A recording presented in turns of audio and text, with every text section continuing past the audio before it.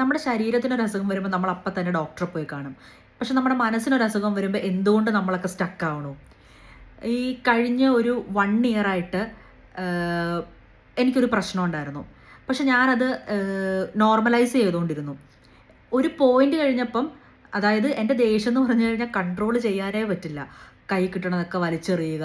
അപ്പം എൻ്റെ കല്യാണം റീസെൻ്റ്ലി കഴിഞ്ഞിട്ടേ ഉണ്ടായിരുന്നുള്ളൂ. അപ്പം എൻ്റെ ഹസ്ബൻഡ് ഓർത്തു ഇതെൻ്റെ ഒരു ബേസിക് നേച്ചറാണ്. പക്ഷേ ഒരു ഒരു കുറച്ച് നാൾ കഴിഞ്ഞപ്പോൾ ഞാൻ ആളോട് കമ്മ്യൂണിക്കേറ്റ് ചെയ്യണുണ്ട്, ഇതെൻ്റെ ബേസിക് നേച്ചർ അല്ല. ഞാൻ പണ്ട് ഇങ്ങനെയല്ലായിരുന്നു. ഞാൻ കുറച്ചും കൂടെ സോഫ്റ്റ് ആയിരുന്നു. എനിക്ക് എന്താ പറ്റിയെന്ന് അറിയില്ല. അപ്പം ഒരു ചെറിയൊരു പ്രശ്നം ഉണ്ടായിരുന്നു. അത് ട്രിഗർ ചെയ്താണ് എനിക്ക് ദേഷ്യം ഭയങ്കരമായിട്ട് വന്നത്. അതായത് നമുക്ക് വിചാരിക്കാൻ പറ്റാത്ത പോലത്തെ ദേഷ്യം. ഭയങ്കരമായിട്ട് ഷൗട്ട് ചെയ്യുക, സ്ക്രീം ചെയ്യുക. അതായത് ഞാൻ സറൗണ്ടിങ് നോക്കില്ല, എൻ്റെ ചുറ്റും ആളുണ്ടോ അതൊന്നും ഞാൻ നോക്കിയില്ല. അതുപോലെ ഞാൻ ദേഷ്യപ്പെടും. അപ്പം ഇത് ഹാൻഡിൽ ചെയ്യാനേ പറ്റുന്നില്ല. അപ്പം ഒരു പോയിന്റ് കഴിഞ്ഞപ്പം എനിക്ക് തന്നെ മനസ്സിലായി എനിക്കൊരു പ്രൊഫഷണൽ ഹെൽപ്പ് വേണം. ചെറിയ കാര്യങ്ങൾക്ക് വരെ നമ്മൾ സങ്കടപ്പെടുക. അപ്പം സ്വാഭാവികമായിട്ടും പെൺപിള്ളേർക്ക് അത് വരുമ്പോൾ മൂഡ് സ്വിങ്സ്, PMS അങ്ങനെയൊക്കെ പറഞ്ഞുകൊണ്ടിരിക്കും. അപ്പം ഞാനും അതൊക്കെയാണെന്ന് വിചാരിച്ചുകൊണ്ടിരുന്നു. പിന്നെ വൈറ്റമിൻ ഡിയുടെ കുറവായിരിക്കും. നമ്മൾ അങ്ങനെയൊക്കെയാണല്ലോ വിചാരിക്കുന്നത്. എനിക്ക് പരിചയമില്ലാത്ത എല്ലാ മേഖലകളിലും ഞാൻ ആക്റ്റീവ് ആവാൻ തുടങ്ങി. പക്ഷെ ഒന്നിനും ഒരു പരിഹാരം കാണാൻ പറ്റിയില്ല.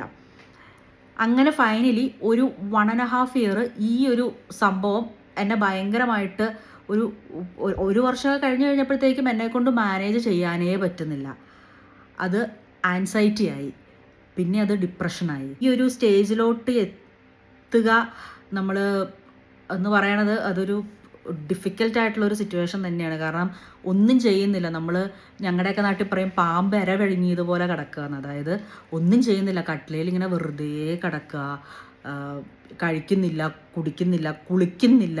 ഞാൻ ഓർക്കുന്നുണ്ട്, ഞാനിങ്ങനെ ദാഹിച്ച് കിടന്നിട്ട് എനിക്ക് കുപ്പിയിൽ നിന്ന് വെള്ളം എടുത്ത് കുടിക്കാൻ പറ്റുന്നില്ല. എന്നിട്ട് തരുൺ എനിക്ക് വായിൽ ഒഴിച്ചു തരുവാണ്. നമ്മളെ കൊണ്ട് ഒന്നും ചെയ്യാൻ പറ്റുന്നില്ല. കാരണം മെഡിക്കേഷൻ സ്റ്റാർട്ട് ചെയ്തു. അത് കുറച്ച് നമ്മൾ ഉറങ്ങാൻ വേണ്ടിയിട്ടുള്ള മെഡിക്കേഷൻ ആണെങ്കിൽ പോലും നമുക്കത് ഉറങ്ങാൻ പറ്റുന്നില്ല. ചില ദിവസങ്ങളിൽ രാവിലെയും പകലും, അതായത് കണ്ടിന്യൂസ് കിടന്ന് ഉറക്കമായിരിക്കും. ഭയങ്കര ക്ഷീണം. നമ്മൾ ഇത്രയും ആകാണ്ടിരിക്കുക. നമുക്ക് എവിടെ നമുക്ക് ഹെൽപ്പ് വേണമെന്ന് തോന്നണോ അത് ഓക്കെ, ദാറ്റ്സ് ഓക്കെ.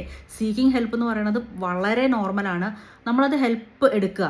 അതായത് ഇപ്പോൾ ഒരു കൗൺസിലിംഗ് ചെയ്തെന്ന് ഓർത്തുകൊണ്ടോ, ഇല്ലെങ്കിൽ ഒരു സൈക്യാട്രിസ്റ്റ്, അതായത് ഇപ്പം നമ്മുടെ ഇപ്പം ഒരു ജനറേഷനിലുള്ള, അല്ലെങ്കിൽ ഇപ്പം എൻ്റെ അമ്മയുടെയൊക്കെ പ്രായത്തിലുള്ള ആൾക്കാർ, ഇപ്പം ഞാൻ ഒരു സൈക്യാട്രിസ്റ്റിൻ്റെ അടുത്ത് പോയി ഇല്ലെങ്കിൽ ഒരു കൗൺസിലിംഗ് ചെയ്തു എന്ന് പറഞ്ഞാൽ അപ്പം തന്നെ മാനസിക വിഭ്രാന്തി അല്ലെങ്കിൽ അങ്ങനെയൊക്കെ പറയും.